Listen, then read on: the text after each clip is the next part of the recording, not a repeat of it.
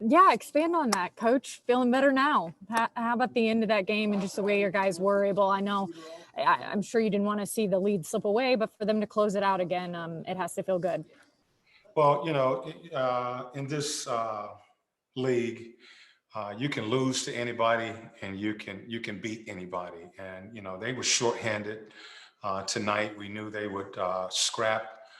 They have some talent over there, and we played some good basketball in the first quarter. Our defense got away from us in the second and third, and then we found our defense in the fourth quarter, which really gave us the win. I thought our guys just they stayed with it.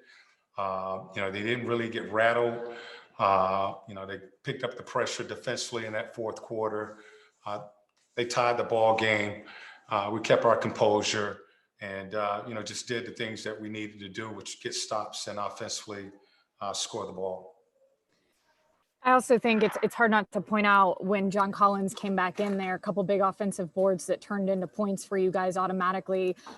How do you put into words sort of what he meant as far as sparking you guys there on that final Well, stretch? you have to make plays in the fourth quarter, and those are the things that we were talking about, a couple months ago when we were losing games. You got to make those plays. You got to get those rebounds. You got to get stops. You got to knock down shots, and when you have those opportunities. And I thought all of our guys really did that tonight. John was in foul trouble in that third quarter. Tried to save him as long as I could. 10-minute mark, we had to get him back in the game. And as you mentioned, he came in and made some big plays for us, rebounding the basketball, having to play that 5 position and defend the basket, as well as rebound for us because Clint and Big O were out of the game. So did a really nice job tonight in doing that. Thanks, Coach. Sarah. Nate, you mentioned knocking down shots. When it was a 2-point game in the fourth, how crucial were those, that 1-3 by Kevin and then those 2 by Tony to kind of get you a little breathing room? Well, that's what we're talking about. You're going to have those opportunities in the fourth quarter, whether you're up or you're down. And, I call it making breaks for yourself. You got to get stops, rebound the basketball. Then offensively, you got to make shots. And when you get those open looks, you got to knock those shots down in order to, come out on top. And again, our guys tonight, they made those shots. They made the plays down the stretch to win this game, and thought it was just really good poise by these guys in the fourth quarter. I thought Trey did a really nice job coming in late in the fourth, settling us down and, finishing the game. Obviously, Gallo had a bit of a size advantage. What did you see out of him tonight? I didn't. Could you say that again? Repeat that, please. Sorry, I said it seemed like Gallo had a little bit of a size advantage out there. Just what did you see out of him? It was good to see the ball go in. He was. I thought he was aggressive tonight. We did have an advantage. We felt in the post. We tried to mix it in with both he and John. I thought both of those guys really did a nice job, especially in the first half, of taking advantage of the small ball that they were playing. John was able to post those guys up, score early in the game. In the second half, Gallo, we got him some touches. We found him on a couple of matchups, and we did a good job of recognizing where the matchup was, getting the ball, and then taking advantage of it. Thank you. Mm-hmm. Christos. Hello, Coach. Congratulations on the win. How are you? I'm doing good. Great. I would like to ask you, how's the feeling of 500 after 6 straight wins? Of course, I'm looking at it, but we're just taking this one game at a time and focusing on being better, trying to be better than we were in our last outing. We knew tonight it was going to be tough. They were shorthanded, and our guys, we told them we're not playing their record. We knew they had dropped 16 in a row. They were shorthanded. I think 2 more guys was taken out of the lineup once we got to the arena. So they only had 8 guys. And the focus was play our game.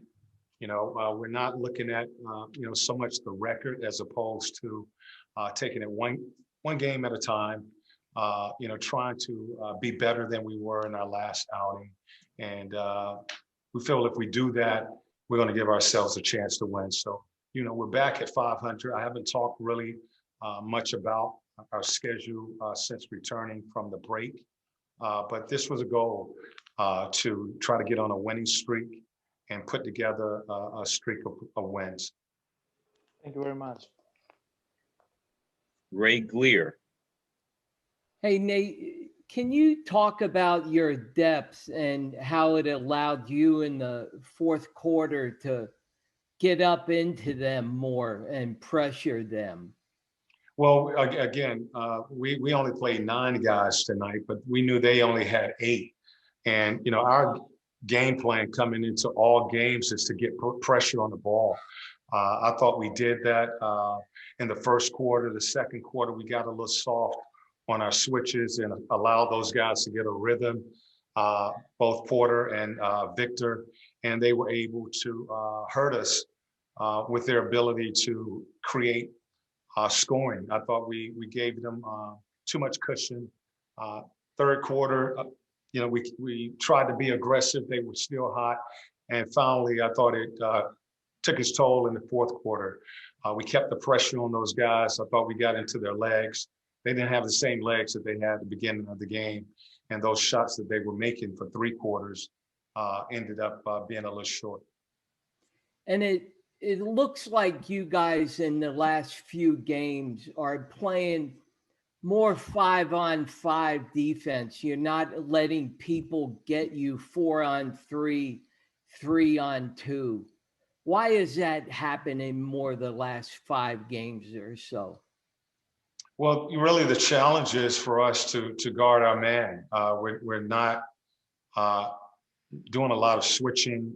We're covering our men with our weak side being tight and wanting to just keep the ball out of the paint, force teams to shoot the ball over the top. So we just want to push up, be more aggressive, challenging every catch, challenging every dribble, making teams work, squaring our shoulders. We feel like if you can control the ball, then we should be able to rebound the basketball. When the ball is breaking you down on the perimeter, forcing your team to have to help collapse on the ball, then you're giving up everything, open opportunities on the perimeter, as well as rebounding position.